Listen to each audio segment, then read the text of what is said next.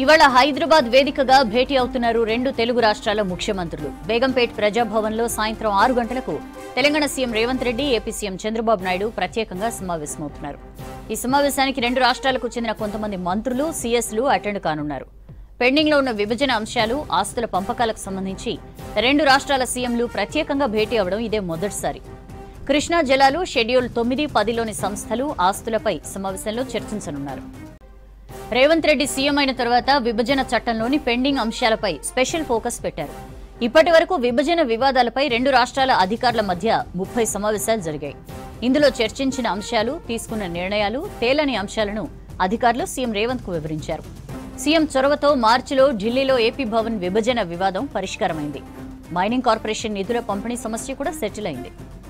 Schedule 9లోని 91 సంస్థల ఆస్తులు, అప్పులు, నగదు నిల్వల పంపిణీపై కేంద్ర హోంశాఖ షీలా బీడే కమిటీని వేసింది. వీటిలో 68 సంస్థలకు సంబంధించిన పంపిణీకి అభ్యంతరాలేం లేవు. మిగతా 23 సంస్థల పంపిణీపై రెండు రాష్ట్రాల మధ్య ఏకాభిప్రాయం కుదరలేదు. 10వ షెడ్యూల్లో ఉన్న 142 సంస్థల్లో Telugu academy, Telugu university, Ambedkar university లాంటి 30 సంస్థల పంపిణీపై ఇంకా వివాదాలున్నాయి. రాజ్ భవన్, హైకోర్టు, లోకాయుక్త వంటి రాజ్యాంగబద్ధ సంస్థల నిర్వహణ బకాయిలపై వివాదం ఉంది. విద్యుత్ సంస్థల బకాయిలపైన రెండు రాష్ట్రాల మధ్య వివాదం ఉంది. దాదాపు 24,000 కోట్ల రూపాయలు ఏపీ నుంచి రావాలని తెలంగాణ వాదిస్తోంది. తెలంగాణ 7,000 కోట్లు చెల్లించాలని ఏపీ అంటోంది. కృష్ణా జలాల పంపిణీపై చర్చించనున్నారు రెండు రాష్ట్రాల సీఎంలు. రాష్ట్రం ఏర్పాటయ్యాక 2015లో జరిగిన నీటి పంపకాల్లో అన్యాయం జరిగిందని తెలంగాణ అంటోంది. ఏపీకి 512 టీఎంసీలు, తమకు 299 టీఎంసీలు కేటాయించడం తప్పని వాదిస్తోంది. కృష్ణా బేసిన్లోని నీళ్లను 50% చొప్పున పంచాలని పట్టుబడుతోంది. గత ఏపీ ప్రభుత్వం శ్రీశైలం డెడ్ స్టోరేజ్ నుంచి నీళ్లు తీసుకెళ్లడానికి చేపట్టిన సంగమేశ్వరం లిఫ్ట్ ఇరిగేషన్ స్కీమ్ పైన డిస్కస్ చేసే అవకాశం ఉంది. మరోవైపు ఏడాది జూన్ 2తో హైదరాబాద్ ఉమ్మడి రాజధాని కాలపరిమితి ముగిసింది. ప్రస్తుతం ఏపీ అధీనంలో ఉన్న lake view guest house, CID office వంటి భవనాలను స్వాధీనం చేసుకోవాలని తెలంగాణ ప్రభుత్వం చూస్తోంది. ఏపీలో విలీనమైన 5 పంచాయతీలను భద్రాచలంలో కలిపే అంశంపై చర్చించాలని మంత్రి తుమ్మల ఇటీవల సీఎంను కోరారు. ఇప్పటికీ కొంతమంది ఐఏఎస్, ఐపీఎస్ అధికారులు అక్కడి వారు ఇక్కడ, ఇక్కడి వారు అక్కడ పనిచేస్తున్నారు. ఏపీకి అలాట్ చేసిన వారు తెలంగాణలో పనిచేస్తున్న పరిస్థితి. ఈ ఇష్యూపై ఏం చేయాలనే దానిపై క్లారిటీకి రావాలని ఏపీ ప్రభుత్వం భావిస్తోంది. ఇక ఏపీ నుంచి తమను రిలీవ్ చేయాలని తెలంగాణ ఉద్యోగులు కోరుతున్నారు. ఈ ఇష్యూపై కూడా ఇద్దరు సీఎంలు చర్చించే ఛాన్స్ ఉన్నట్లు తెలుస్తోంది. సాయంత్రం సీఎంల మీటింగ్ కు సంబంధించి అప్డేట్స్ తెలుసుకుందాం. రత్నకుమార్ మనతో లైవ్ లో జాయిన్ అవుతున్నారు. రత్న, సీఎంల మీటింగ్ ఎజెండా ఏంటి? ఎవరెవరు పార్టిసిపేట్ చేయబోతున్నారు?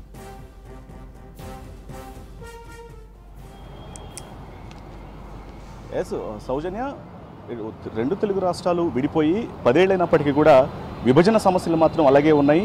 గతంలో ముఖ్యమంత్రులు సమావేశాలు అయినప్పటికీ కూడా ఆత్మీయ సమావేశాలుగానే మిగిలిపోయాయి, కానీ విభజన సమస్యల మీద ఏనాడు చర్చించలేదు.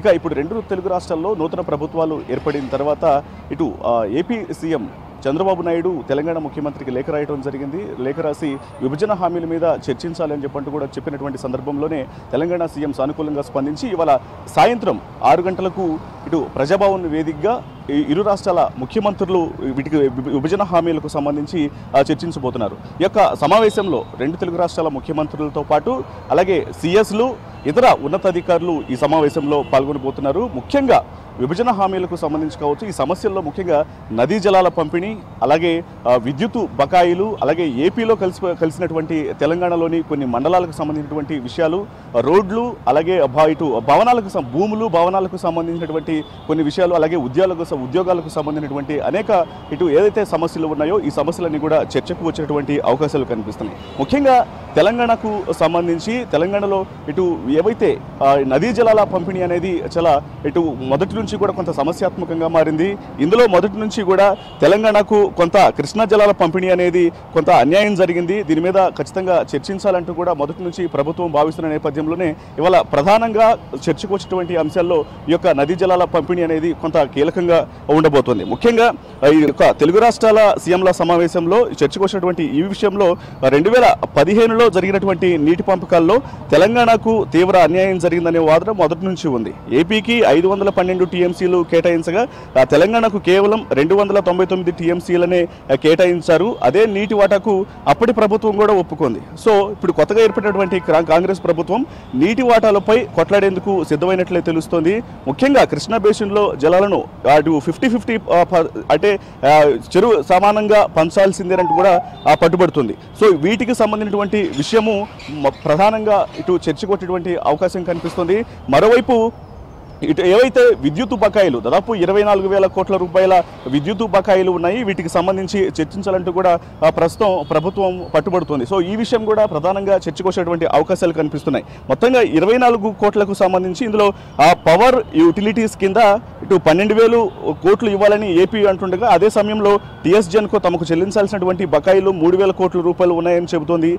ఏపీ నుంచి సెంట్రల్ సెక్టర్ స్కీమ్లకు సంబంధించిన 495 కోట్ల రూపాయలు ఇలా రావాల్సినటువంటి బకాయిలకు సంబంధించి కూడా వీటిని తెలంగాణకు ఇవ్వాల్సిందంటూ కూడా ఇటు తెలంగాణ ప్రభుత్వం భావిస్తున్న నేపథ్యంలో ఈ విషయం కూడా ప్రధానంగా చర్చకొచ్చేటువంటి అవకాశాలు కనిపిస్తున్నాయి. ఇక పెండింగ్ లో ఉన్నటువంటి భూములు, భవనాలు, అలాగే ఉద్యోగాల పంపిణీ తదితర విషయాలు కూడా ఇవాళ చర్చకు వచ్చినటువంటి అవకాశాలు కనిపిస్తున్నాయి. ముఖ్యంగా ఈ ఉమ్మడి రాజధాని కాలపరిమితి ముగియడంతో ప్రస్తుతం ఏపీ ఆధీనంలో ఉన్న లేక్ వ్యూ గెస్ట్ హౌస్, అలాగే సిఐడి ఆఫీసు, హెర్మిటేజ్ కాంప్లెక్స్ తో పాటు minister quarters, IAS quarters, employees quarters, ఇటు ఏపీకి కేటాయించినటువంటి భవనాలన్నింటినీ కూడా స్వాధీనం చేసుకోవాలని తెలంగాణ రాష్ట్ర ప్రభుత్వం భావిస్తుంది. కాబట్టి ఈ అంశం ప్రధానంగా చర్చకొచ్చేటువంటి అవకాశం కనిపిస్తుంది. ఇక వీటితో పాటు ముఖ్యంగా ఏపీలో కలిపినటువంటి 7 మండలాలకు సంబంధించి ముఖ్యంగా పురుషోత్తమపట్నం, కన్నాయిగూడెం, పిచ్చుకలపాడు పంచాయతీలు భద్రాచలంలో కలిపే అంశం కూడా చర్చకు రావాలని చర్చకు వచ్చేటువంటి అవకాశాలు కనిపిస్తున్నాయి. ఇలా అనేక అంశాలకు సంబంధించి, అలాగే ఏవైతే ఇటు ఉద్యోగులకు సంబంధించి ఇంకా తెలంగాణలోనే ఉన్నటువంటి ఏపీ ఉద్యోగులకు సంబంధించి కొంతమంది